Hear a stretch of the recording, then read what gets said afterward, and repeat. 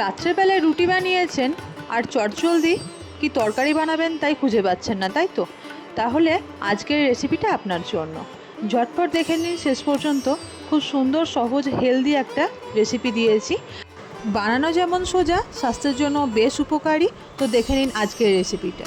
নমস্কার সকলকে, আমি অর্চিতা, অর্চিমিত রেসিপি মার চ্যানেলে আপনাদের সকলকে স্বাগত জানাই নতুন আরেকটা রেসিপির সাথে।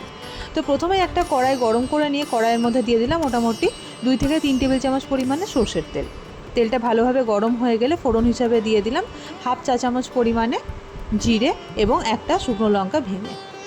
জিরে এবং শুকনো লঙ্কাটা কয়েক সেকেন্ডের জন্য ভালোভাবে নাড়াচাড়া করে নিয়ে যখন দেখবেন খুব সুন্দর একটা অ্যারোমা ছেড়ে আসছে, তখনই কিন্তু দিয়ে দেবেন এরকম লম্বা লম্বা করে কেটে রাখা আলু।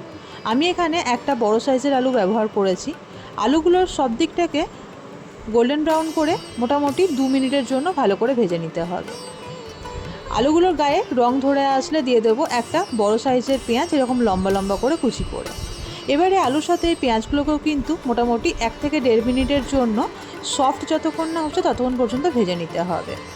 আর যখন দেখবেন কালারটা মোটামুটি হালকা গোল্ডেন ব্রাউন আসছে, তখন দিয়ে দেবেন আগে থেকে এরকম লম্বা লম্বা করে কেটে রাখা বরবটি এবং কেঁদুরি।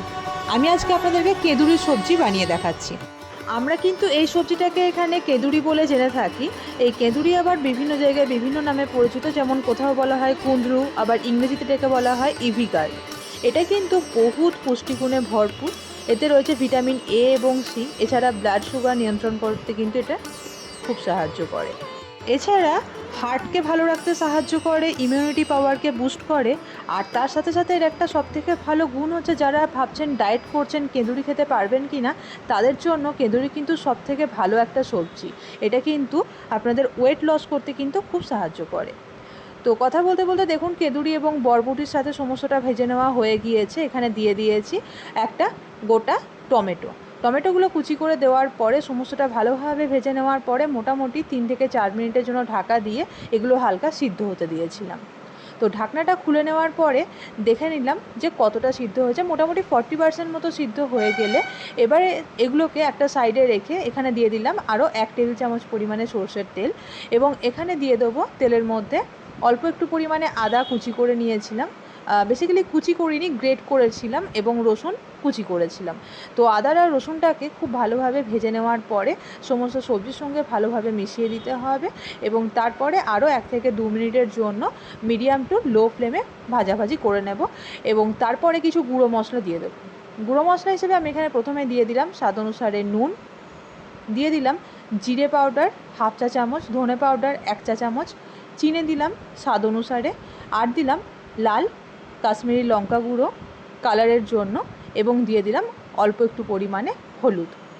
এবারে এই সমস্ত মশলাগুলোকে না খুব ভালোভাবে সবজির সঙ্গে মিশিয়ে নেব। আর হ্যাঁ, বলতে ভুলে গিয়েছিলাম, আমি কিন্তু এখানে হাফ চা চামচ পরিমাণে সবজি মশলাও দিয়েছি, যাতে খুব সুন্দর একটা টেস্ট আসে।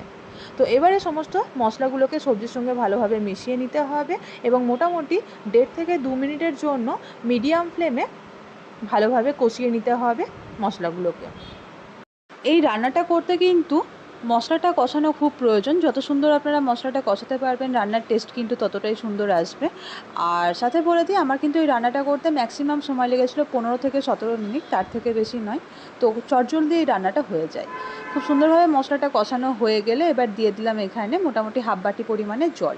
এবারে জলটা দিয়ে জলটা সমস্ত মশলা এবং সবজির সঙ্গে মিশিয়ে নিয়ে ঢাকা দিয়ে মোটামুটি 15 মিনিটের জন্য লো টু মিডিয়াম ফ্লেমে রেখে দেবো, যাতে আর বাকি যেটুকু সিদ্ধ হওয়ার প্রয়োজন আছে সেটুকু সিদ্ধ হয়ে যাবে। আমি মোটামুটি 3-4 মিনিট অন্তর অন্তর এই ঢাকনাটা খুলে একবার করে নাড়াচাড়া করে দিচ্ছিলাম, যাতে তলাটা না লেগে যায়। তো এবার মোটামুটি 10 মিনিট বাদে একবার চেক করে নেব যে সিদ্ধ হয়েছে কি না। দেখুন এটা দেখতে ঠিক কতটা কালারফুল লাগছে। আমার মনে হচ্ছে অনেকটাই প্রায় সিদ্ধ হয়ে গিয়েছে, তবুও একবার চেক করে নিতে হবে। দেখুন আলুটা ভালোভাবে সিদ্ধ হয়ে গিয়েছে, এদিকে কেঁদুরিটাও কিন্তু খুব সুন্দরভাবে সিদ্ধ হয়ে গিয়েছে। তো এবারে গ্যাসের ফ্লেমটা বাড়িয়ে দেব, এবং যেটুকু এক্সট্রা জল আছে সেই জলটা কমিয়ে নেব। আমি এই সবজিটা রান্নার ক্ষেত্রে কিন্তু বরবটি এবং কেঁদুরি দিয়েছি। আপনাদের বাড়িতে যদি আরও অন্যান্য সবজি অ্যাভেলেবেল থাকে তো সেগুলোও অ্যাড করতে পারেন, তাতেও কিন্তু টেস্ট বেশ সুন্দরই হয়। তো ওপর থেকে দিয়ে দিলাম মোটামুটি হাফ চা চামচ পরিমাণে গরম মশলা গুঁড়ো, আর দিয়ে দিলাম হাফ চা চামচ পরিমাণে আচারি মশলা। এই আচারি মশলার রেসিপিটা কিন্তু এরপরে আমি আপনাদেরকে একদিন দেখিয়ে দেবো কীভাবে আমি এই মশলাটা বানাই।